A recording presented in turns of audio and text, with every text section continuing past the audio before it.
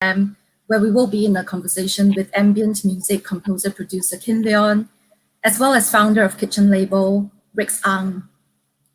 ArtScience Late at Home is our performance strand, and it is part of the expanded suite of programming that has found a new home on our online platforms in the last few months.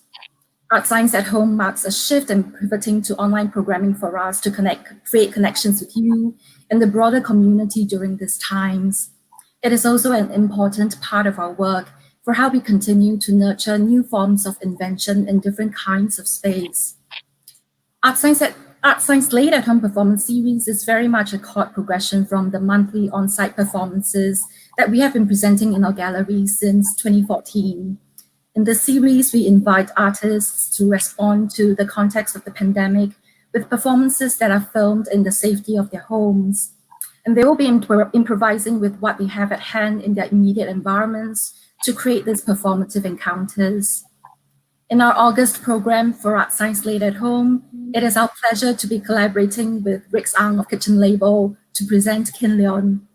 Kin is known for his beautiful transportive music works, and he has created an ambient performance filmed in his living room that feels like a contemplation on connection and seclusion, which embraces the stillness and solace of solitude. The performance video was published earlier today on our YouTube channel and is available for viewing if you have not come across it. We're live on Facebook as well as YouTube this evening and welcome you to share your questions for both Kin Leonn and Zhang, as well as thoughts and comments that you might have throughout this session. So let's bring Kin and Rix into the room and let's say hello to them. Hello, hi. Welcome. Hi.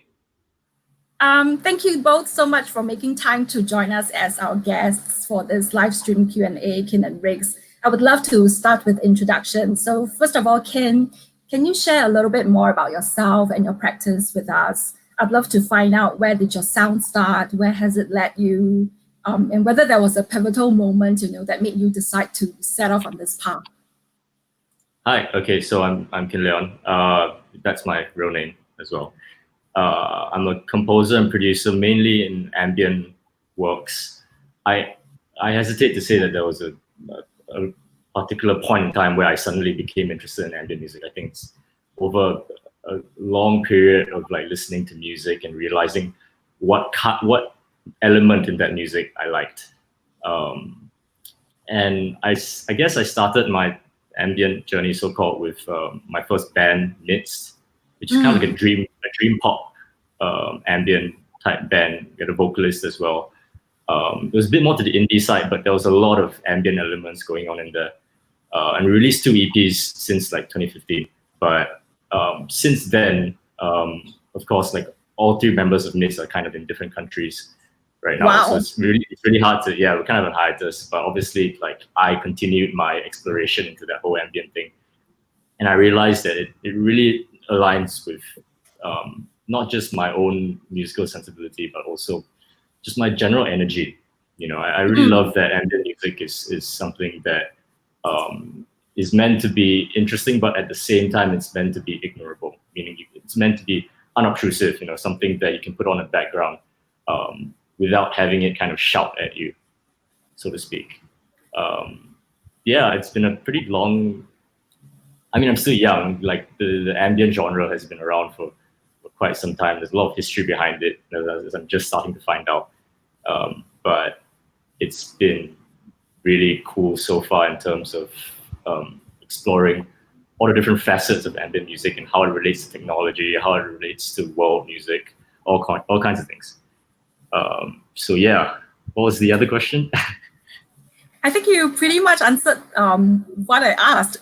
We'll get to Rix first and then come back to you, Kin. Rix, could you share with us a little bit about Kitchen Label? Please give us an introduction. What is the story behind the label? Hi, I'm Rix, the founder of Kitchen Label. Kitchen Label was established in 2008, and we are interested in releasing various forms of ambient music, from post-classical, electronic, environmental music, and to avant-pop. I guess our aim for the label is to always continue setting forth new directions in music and expanding from the parameters of what the label and our artist has to offer. And over the last how many years? 12 years.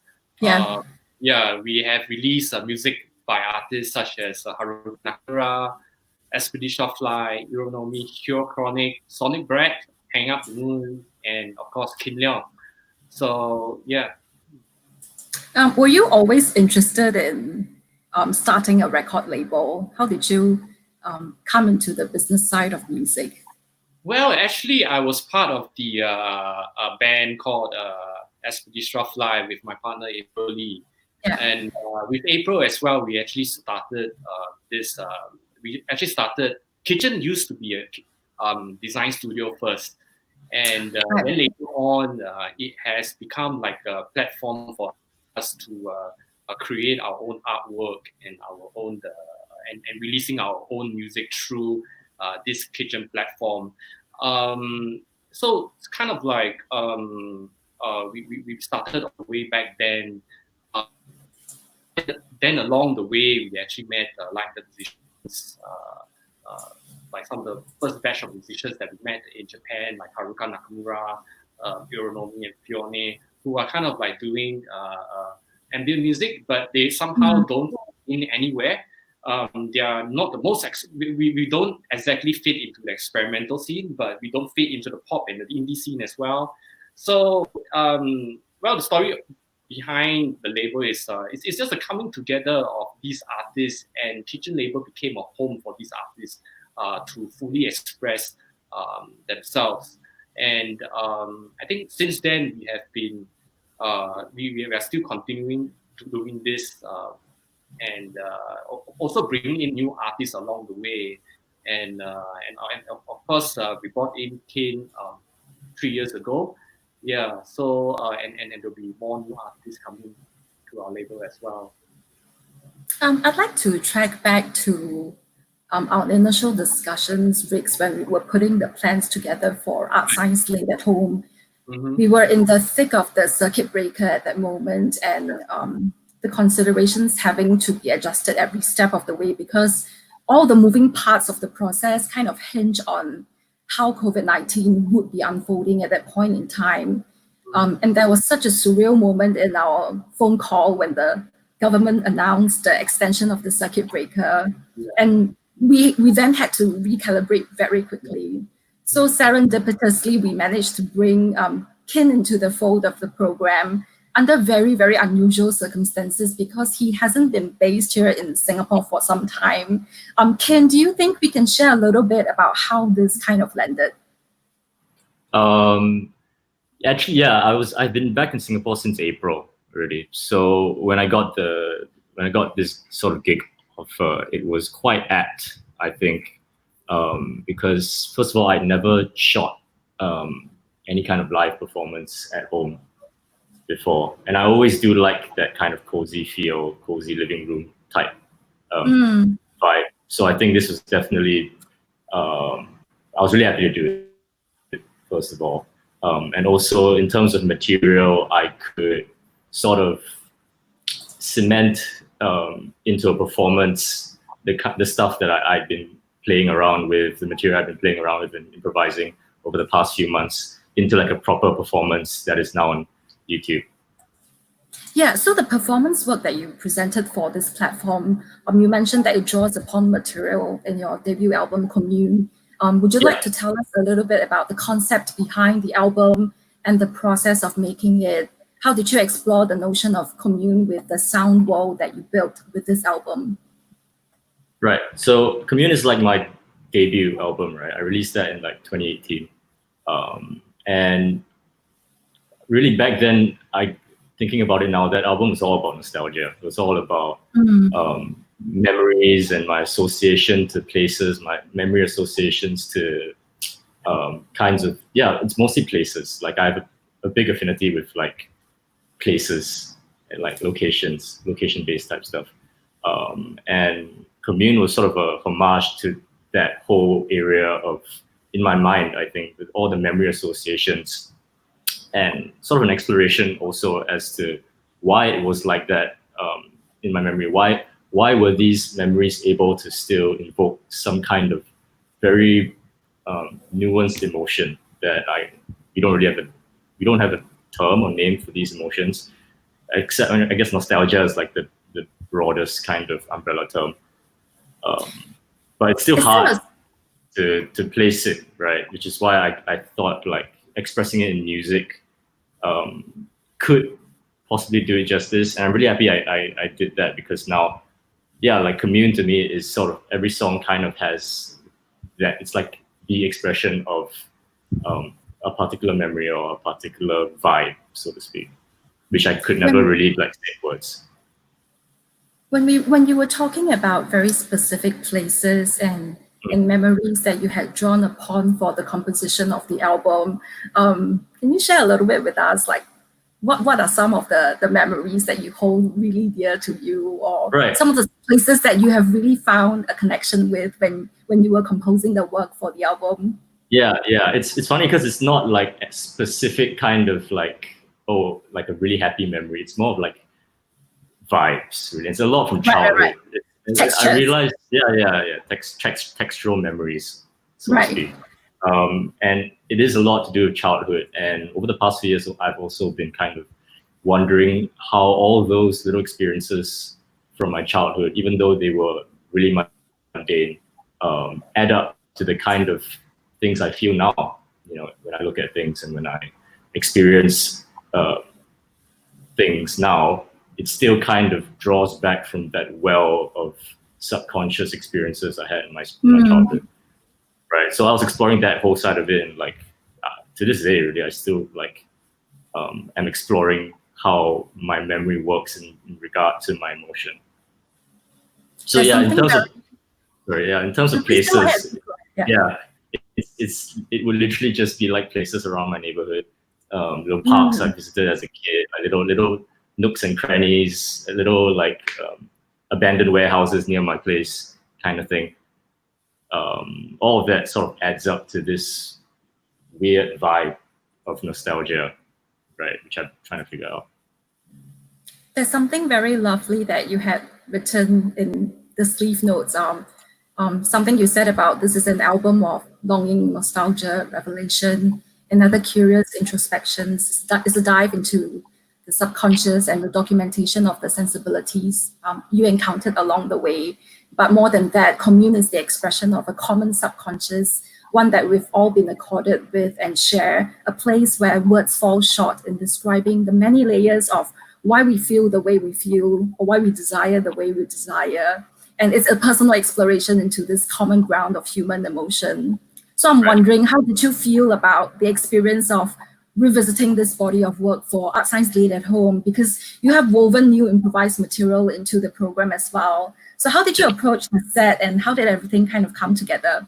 Right, it's always nice to revisit Commune, because it's kind of like a diary, like a personal sort of diary to me. Right, but when I'm performing it live, I guess there are various factors. I'm also like wondering how I can make it more of a performance, right?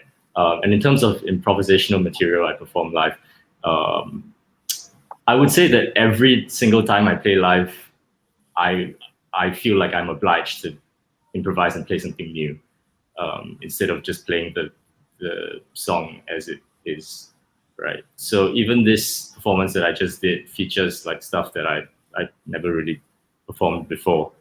And the way that I kind of weave that in, it makes it easier to weave in old material and new material, because it's ambient music, right? There's no lyrics, no vocals. I control the key, I control the pace of everything. Mostly everything early has that kind of, everything's very lengthened, so it has a long tail, right? So it's very easy to fade in something and fade out something.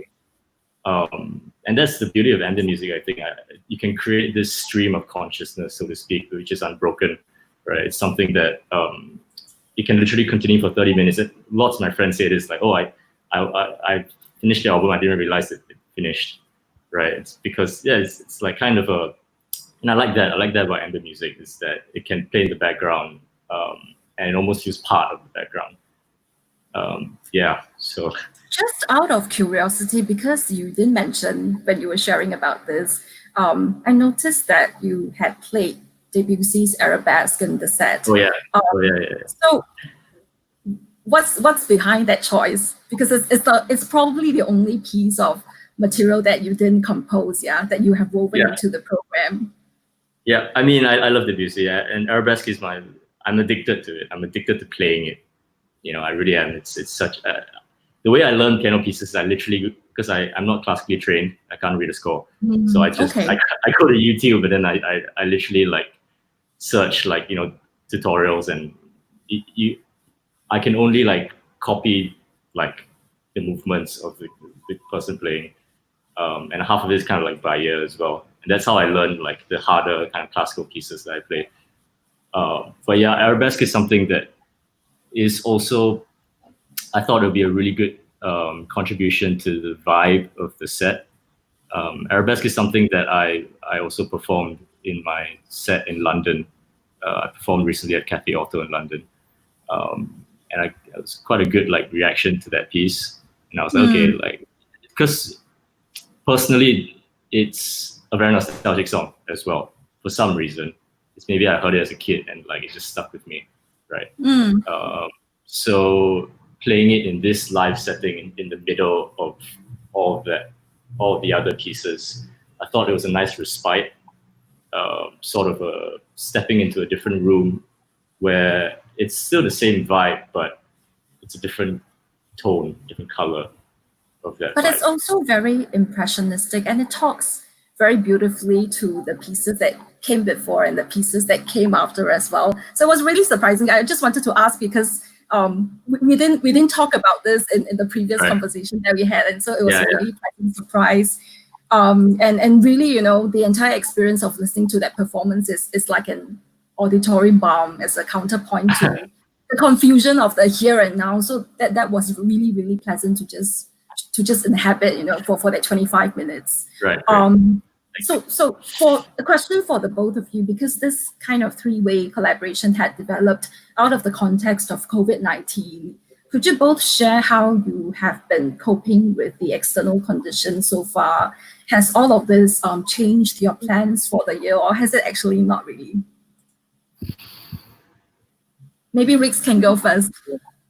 Well, actually, 2020 is supposed to be a big year for us because we have like planned more releases than the previous year. But of course, with the COVID-19 situation, we have to postpone our releases until like the second half of the year. So because there have been major disruptions in the production and the supply chain and our distribution chain as well for physical music medium. So we also have like tours cancelled. Shows cancelled. We have a show at the Esplanade which was cancelled, and it was in March. It was a show for Esplanade Shopfly and Chico Alba, and of course cancelled. Wow. Okay. Yeah. So we have to deal with situation like that. But despite all that, actually we found ourselves to be as busy as ever, really, because although live events are all cancelled, but for the lack of better word, the artists we have like less distractions now, and it all brings them back to their core interest, which is to compose and record new music. So I have been receiving a lot of new music from our artists, and also arranged for new albums and stuff like that. Then it also kind of like present us with a unique opportunity for kind of like more online collaborations, to make more meaningful connections with artists across borders. And one of the example is really released by Kin Leonn and Japanese artist Hiroshi Ibina, Far Away Vicinity. And it was created under such circumstances. And although there are like certainly inconvenience here and there during the circuit breaker, and like for example when we are discussing about the ArtScience Late program, some of our artists couldn't do it, because some of the artists need the help of sessionists, to put out a performance. We kind of put people together for rehearsals, and some of our artists have their instruments left in theater studios, and even the simple thing to transport the equipment is cannot be done, So, but fortunately, we actually have Kin, and he has always been performing solo as a solo artist, and of course, all his instruments at home. And we are really glad that we have managed to do this with ArtScience Late.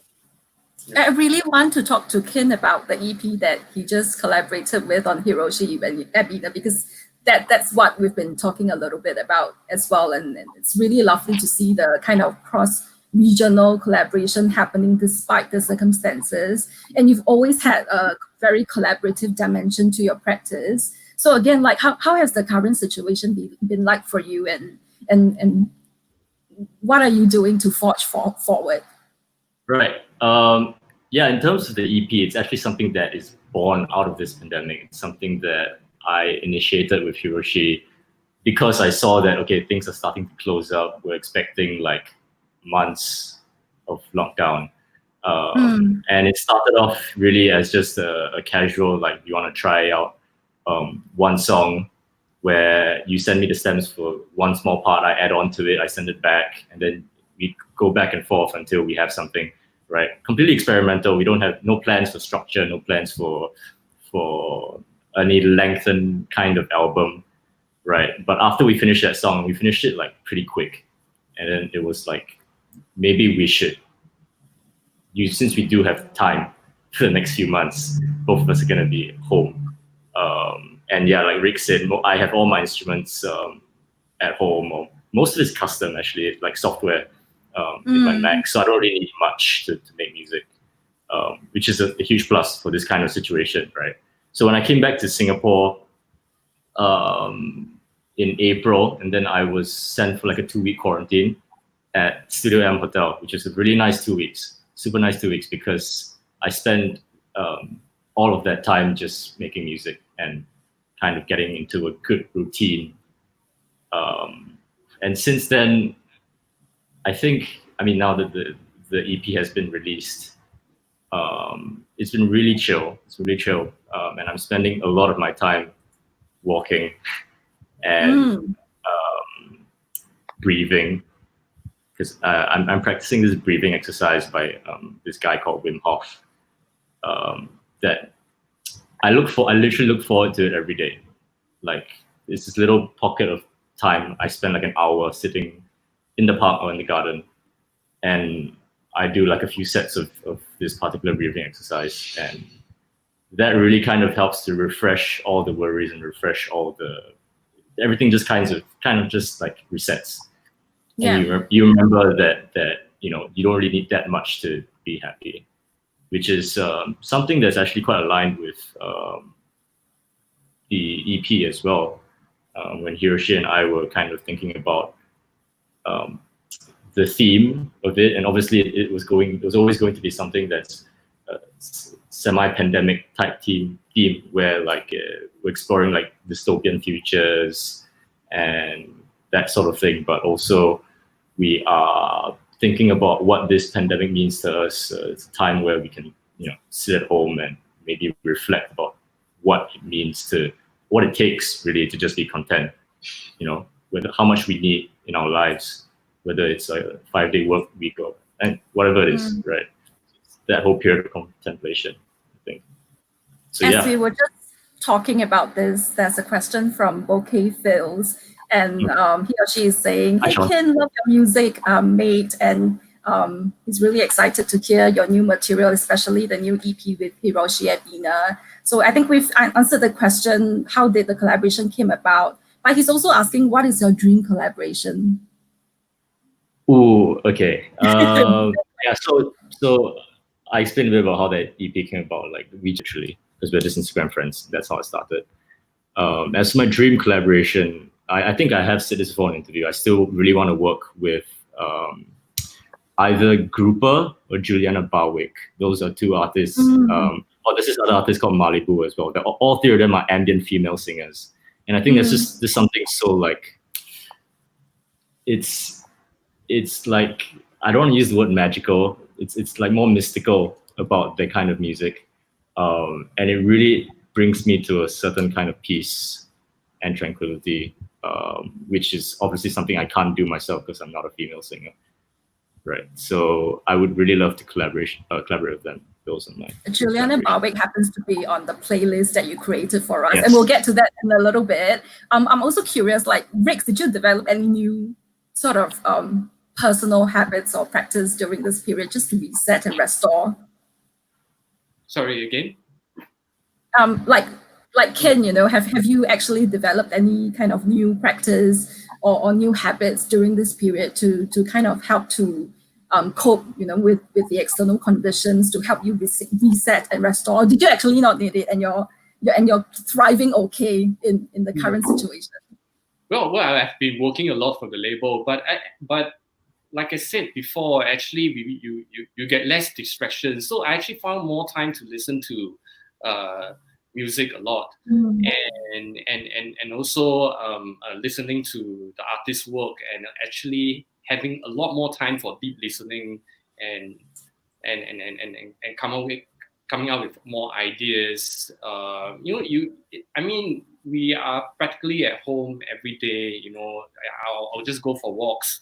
But still, I think that music still revolves around my life throughout most parts of the day, and I think the result of it will be produced from the upcoming works that we are going to release from Kitchen label.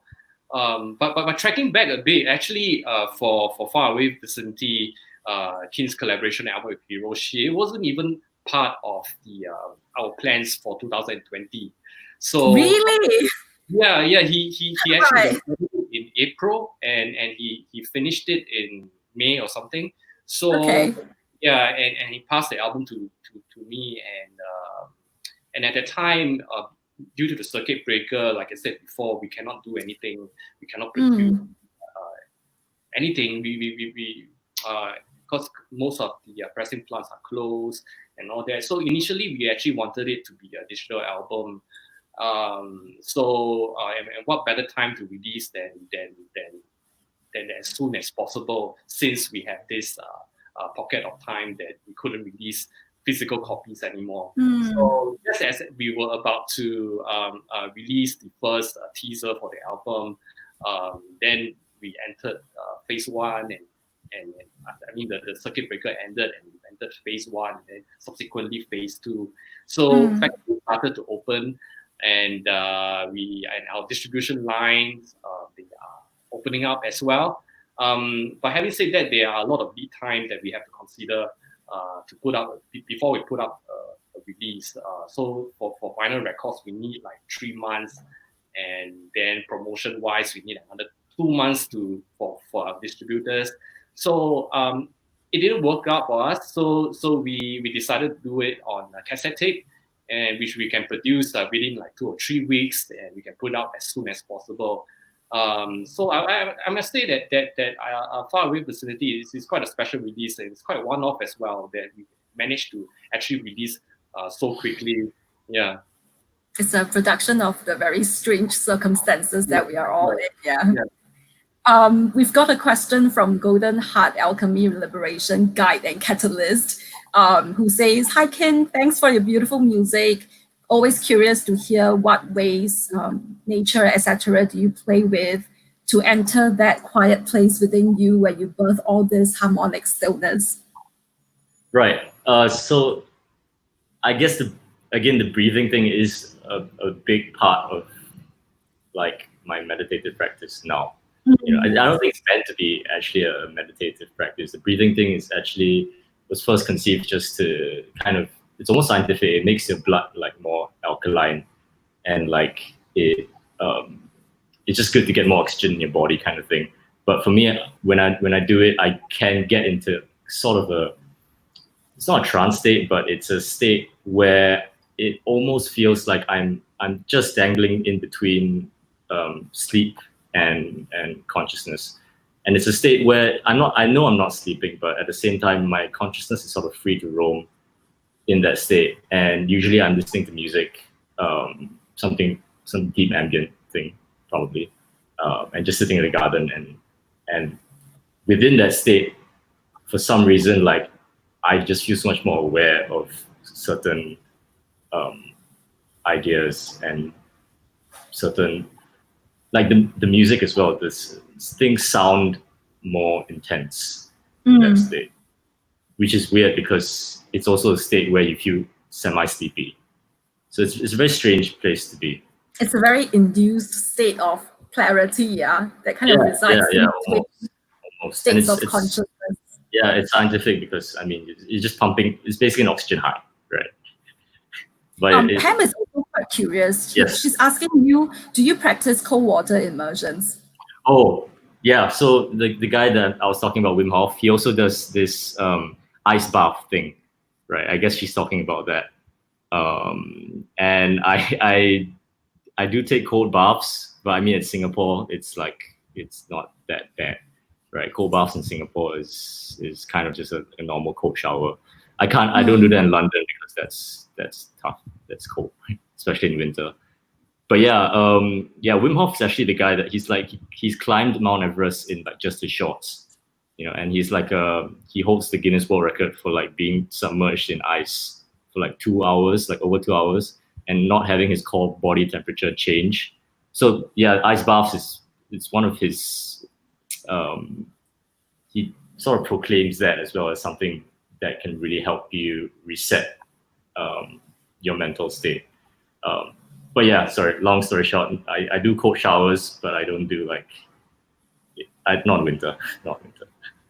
So Pam, reach out to Kin if you have more questions relating to meditative practices and cold water immersions.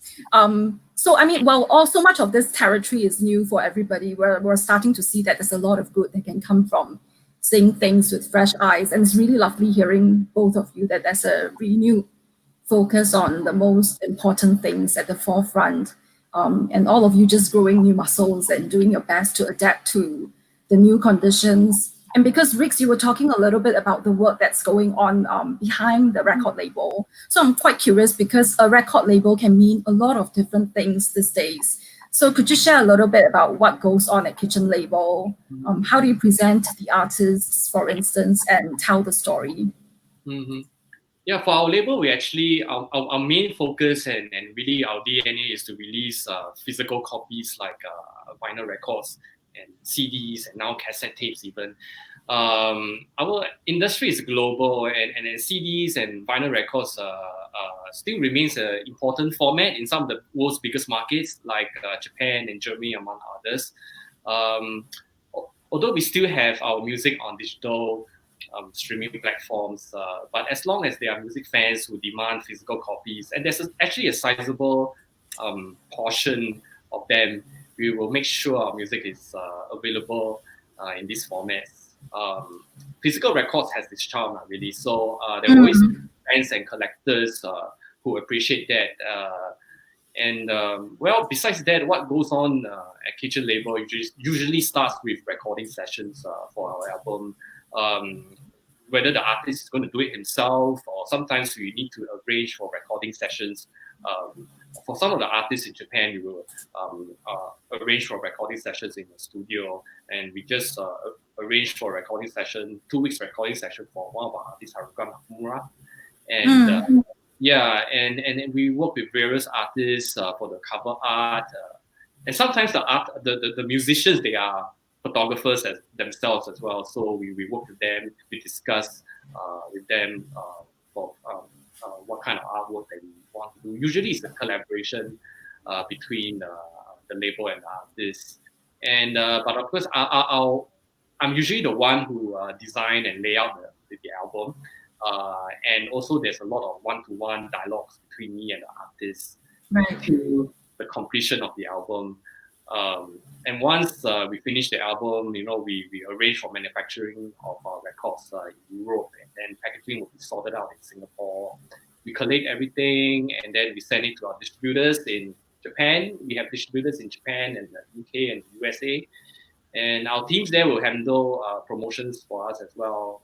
And although we cannot do it now due to the COVID-19 situation, but I mean, in pre-COVID days, we have these teams working with us to set up events and tours for artists, and that is basically the gist of what goes on at Kitchen Label. Can I just find out from you, what is the longest gestation period for the albums that have been released under the label so far? Has there been an album that's been really just you've taken a really long time to just stretch out the process and get it out into the market? I would say that actually most of the albums are actually done using quite usually long stretch of time. Okay. I would say that probably the one that takes the longest is the Expedition Fly album. So the first one or the second one? The next one. So right. The upcoming one. So our last album was actually in 2011. So but actually we have completed the album. And then COVID-19 came along, and then we couldn't release it. And right now we actually restarted the whole process, and hopefully we will release it till around the end of this year. But also there are other albums that took quite a long time, and our recent release by Hero Chronic, the album that we actually released together with our Wave Vicinity called Piano Works. That album was actually done in 2016.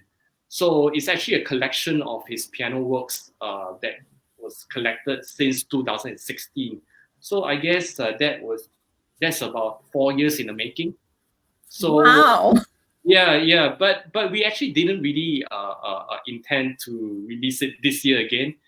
But then after conversations with the artists, we thought about releasing something for this period of time, and whether there are some works that he has, and that is then suddenly we actually remembered that we were actually working on the album since 2016, but although there were no concrete plans of releasing, we sometimes we just talk about it. So all it took was Hero Chronic. He goes back to his computer. He collected all his piano works and formed a collection of 16 piano tracks. And then we reviewed the album, and then we thought it's fitting for release, and that's how it's done. So although it took a long time to record, but at the same time it took us maybe a week to decide, okay, let's do it now. Let's release it now as a digital format. But then again, also like Far Away Vicinity, we actually ended up releasing a limited edition cassette tape for the album as well.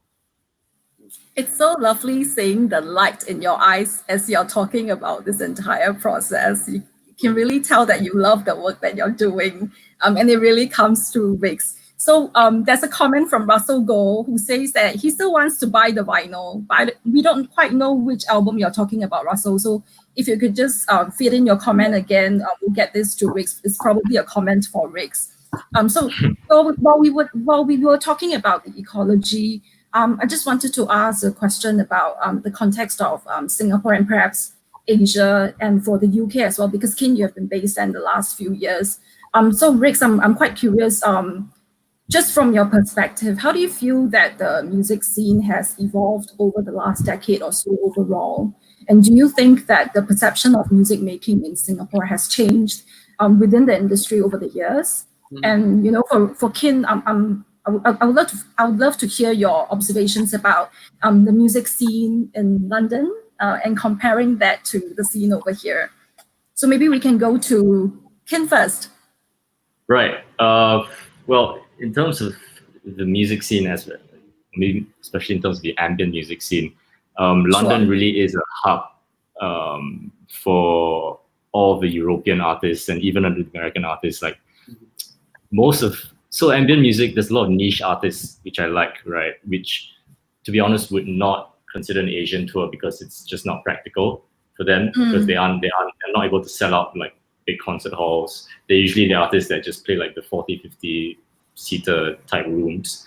And you get a lot of that in London. And that's kind of my favorite thing to do in London, which is sport for choice, honestly. Every weekend you go to like a random, whether it's an experimental gig where they're just like artists lining up to like play on a lineup, or it's gigs by like Grouper, like I previously mentioned, who I've seen like twice already in London, you know, but I don't think she's ever made like an Asian tour.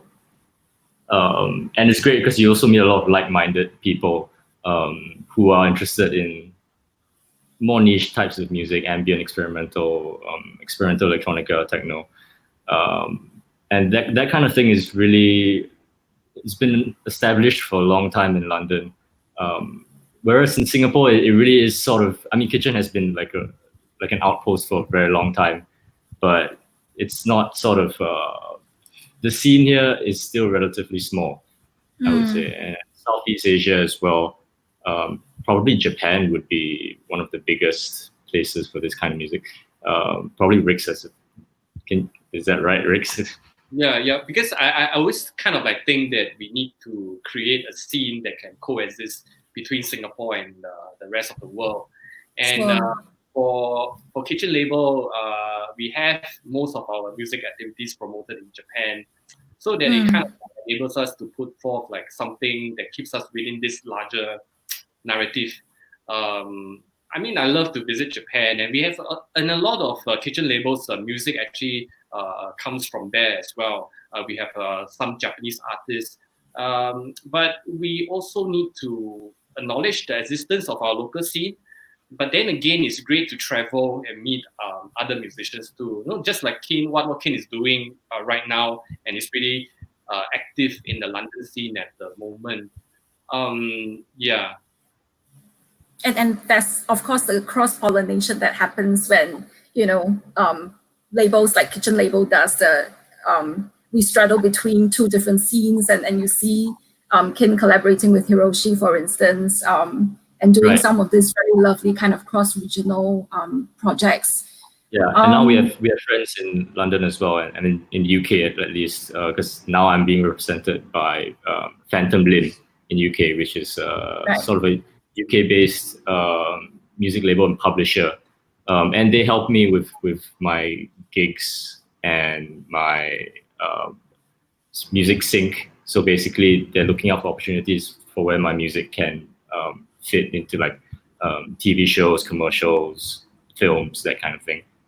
So yeah, a lot of that sort of connection has already been established right now, which is great, definitely. Yeah, and Kitchen Label is kind of like working with Phantom Limb together to promote music by Kin, and as well as the whole catalog for us. Yeah. So there's a question from Wombat, and we were talking about ambient music and influences. So Wombat is asking probably a question for both of you then, because it's not very specific. Artists who you've listened to or had influenced you when you started diving into ambient. So it might be, you know, making ambient music like Kin, or supporting ambient music like Rix. Should I go first? Sure. When I first started, I was more into, like I said, music that had an ambient element but wasn't like fully ambient. So it's stuff like instrumental music like taiko, and even post-rock stuff like Hammock kind of thing, where there is that ambient element in its instrumental, and like there's some kind of contemplative vibe going on. But at the same time, it's not like deep ambient. It's not like there's still like percussion and beats going on. So that's how I started, really. That side of like half ambient type stuff, or stuff with an ambient element to it. Yeah. What about you, Rix? Artists who have influenced your journey so far? Well, as a label and as an artist as well, the label ECM and Touch Records, you know, stuff that the label has, these labels have published has really influenced our works. But after that, while creating my own music and going on tours, and then I met a lot of like-minded Japanese musicians, and then I got introduced to a lot of different kinds of music. But what really got me really interested was Japanese ambient and how they approach this whole ambient music differently from the Western side. So yeah, I would say some artists in the Japanese ambient scene really inspired me. Question from Epic Track. Would Kitchen label or would Kin explore field recordings, especially given how quiet things have been due to the lockdown in the previous few months? I'm assuming he means like a field recordings as in like an album of field recordings. Or like, possibly, yeah. Because field recordings do feature prominently in my song. It's just I walk them or I manipulate them out of recognition. But they are there. I always have field recordings in there, whether it's field recordings or like just recordings of little moments in my life. I'm always around the recorder. But in terms of a full album of field recordings, that would be interesting. I would do that, but only if I, again, walked those field recordings out of recognition, or I created some kind of narrative of the field recordings. Because generally speaking, field recordings, you can go to YouTube and literally search field recordings and you can listen from there. Those are pretty great quality as well. And Spotify has tons of playlists where it's just like rain or like grains of dust moving, like ASMR type stuff. So in terms of that kind of thing, there's a lot of that stuff out there. So I would probably approach it more on like create some kind of narrative out of field recordings. That could be interesting. Okay, what about you, Rix?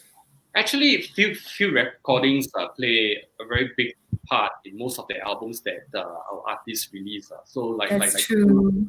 A lot of field recordings. I would say that almost all the artists we deal with field recordings a lot, and this is a very important element to our music because I guess a lot of artists on our label and they are very sensitive to their immediate surroundings. So they are inspired by the moods and atmosphere from their immediate surrounding, and they translate it into the music. And I guess that's what really Kitchen Label is about.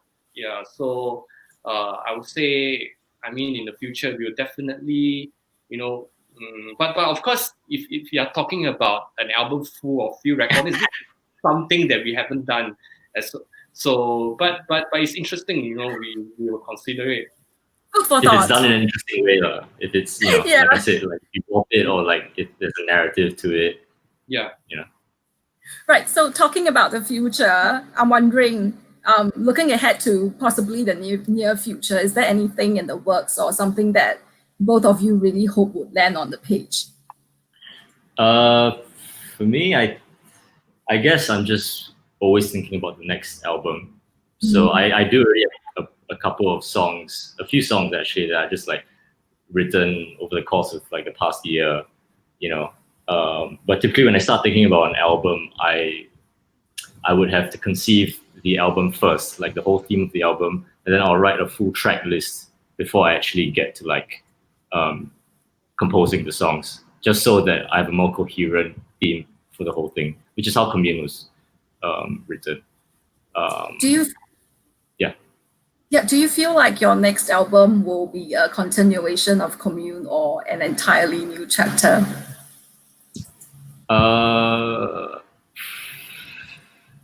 It will be a continuation in terms of that contemplative exploration, I think. But in terms of my sonic inclinations, that's something that has been definitely changing over the past. Commune, again, was released in 2018. And since then, I've sort of been exploring a whole new range of compositional techniques and listening to all kinds of different music, a lot of weird stuff, experimental stuff. But that's not to say that stuff can't also be emotional, right? But just in terms of the sonic part of it, it will sound different from Commune. I think whether like listeners of my music would feel differently, or maybe they might still see like sort of the same spirit in there. It's hard for me to say, but so far, people who listen to my music, I've gotten some messages that are like really heartening because they talk about certain kind of introspections they've had while listening to the music, which honestly pretty much aligns with my own introspections as well, even though I never explicitly, wrote them down track per track. So yeah, I'm quite hopeful in that sense. I guess we'll know when the album is finally out then. Yeah. What about you, Rix? Well, for Kitchen Label, we are kind of like entering a second stage after like 12 years, and we are introducing a new generation of artists, and Kin Leonn being one of them, along with our recent signings like Hiroshi Ibina, and there's another Japanese producer called Mete. They represent a group of musicians making what we call a new school of ambient music, and it will be exciting to find out what all this would lead to. But having said that, like 12 years since our inception, like Kitchen Label somehow to me is a miracle that we have sort of like navigated and survived, the ever evolving music industry. I guess there's always exciting avenues to explore whenever there's a transition. We went through a period where the CD format became obsolete in Singapore, and then like record stores are closing down, and we had to like figure out how to make it interesting again with packaging ideas and give it more content so it would fit into retail stores other than record stores. And then came the emergence of digital streaming and also vinyl records. I mean, after all, we are still dealing with music, but we have to accommodate to the different formats and the way listeners consume music. Yeah. So, however, each format actually presents us with different possibilities in how we promote, how we design, how we approach the music, even to get the optimum results for the listening pleasures. So overall, I think that is like a certain hunger for discovering the unknown for us, and this is something that keeps us keeps Kitchen Label going. And I always say to have like the desire to evolve and to transform, so to keep it going in the long term. Yeah, we don't know what the future will bring, but yeah. On the topic of how music is being consumed in the recent years, we started a project on Spotify recently, and this is the ArtScience Late Gems playlists that we have been publishing every month. It's an extension of our online programming to bring us and the community a little bit closer during these times. So we have both of your selections up on ArtScience Museum's Spotify account now. What can you share with everyone about the playlist that you have each put together? Oh, for my playlist, it's literally stuff that I've just been listening to a lot over the past 3-4 months, and I didn't like limit it to purely ambient stuff. So there's also like some beat-driven stuff in there. So yeah, it's a nice range for my playlist. Right. And Rix, your playlist very much comprises releases that have been put out by your label, yeah? Yeah, that's right. But I think I see my playlist more as like a label sampler.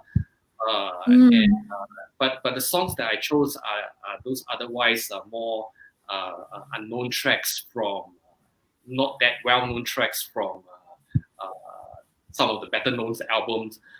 So it's actually for some labels in the past, this will be like a compilation. This will be like a album sampler. Yeah, but I'm unable to do this via the playlist. So our listeners can actually sample.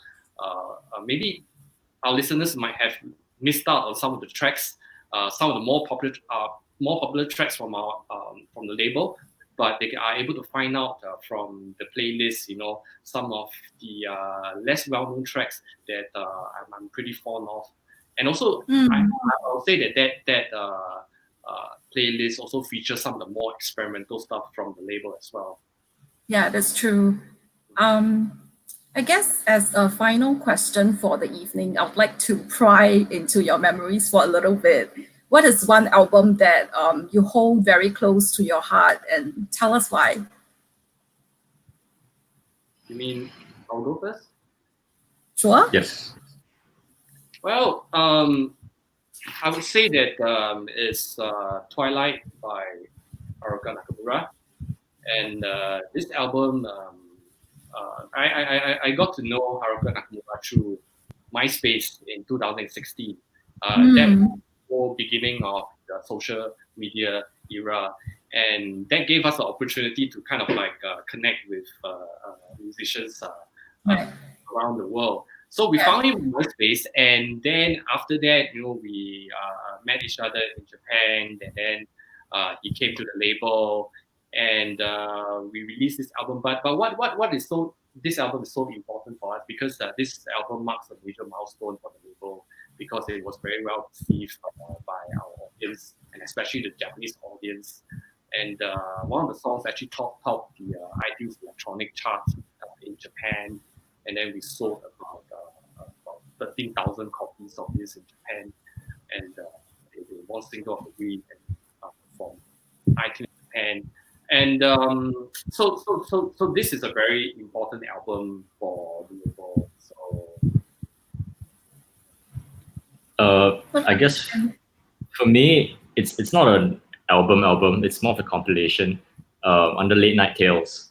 So Late Night Tales is this compilation label that they just do compilations, and they get famous artists to compile those compilations. Right. And my favorite one is by John Hopkins. So his is, gosh, I don't know how to describe it. It's ambient, it's folk. There's also like half techno in there. There's a whole range of stuff, but he manages to mix every song into each other to create this, again, reusing that phrase of the unbroken stream of consciousness, right? Which is, I think, something that has influenced me a lot in terms of how I approach my own transitions and fading in and fading out of music, and pretty much why all my live sets are like one train of performance. Like I don't break for like songs. I just go ahead and finish. Like I play for like 50 minutes, and then people are like, "Oh, it's over," kind of thing. But yeah, this album, compiled by John Hopkins. Again, I don't know how to. It reminds me of a lot of different places as well. It gives me a sort of industrial vibe, but suddenly you're in an open field. But then you're suddenly thrown into a dystopian city, and then suddenly you're like, in a ranch. It's a lot of weird emotions, but at the same time, somehow it's all linked, right? It's like right. So conjuring all the imagery in your head as you're going through it. Yeah, right. Somehow it's all linked. So that's what I really love about that. Thank you both so much for coming into the fold of ArtScience Late for this collaboration. And Kin, you trusting us with the presentation of your work. I can't stress this enough, and really, really appreciate you being here with us tonight. A pleasure. Thanks so much. Thank you. And to all of you who have been sitting with us, we love having all of you join us with your questions. In addition to Kin's performance, more ArtScience at Home programs from virtual tours to talks are published on the ArtScience Museum website and YouTube channel. So please go there if you would like to see more content. In the meantime, please stay safe and healthy, everyone. We hope to see you at our next ArtScience Late at Home program. And thanks very much again, Rix and Kin. Have a good night, everyone. Thank you.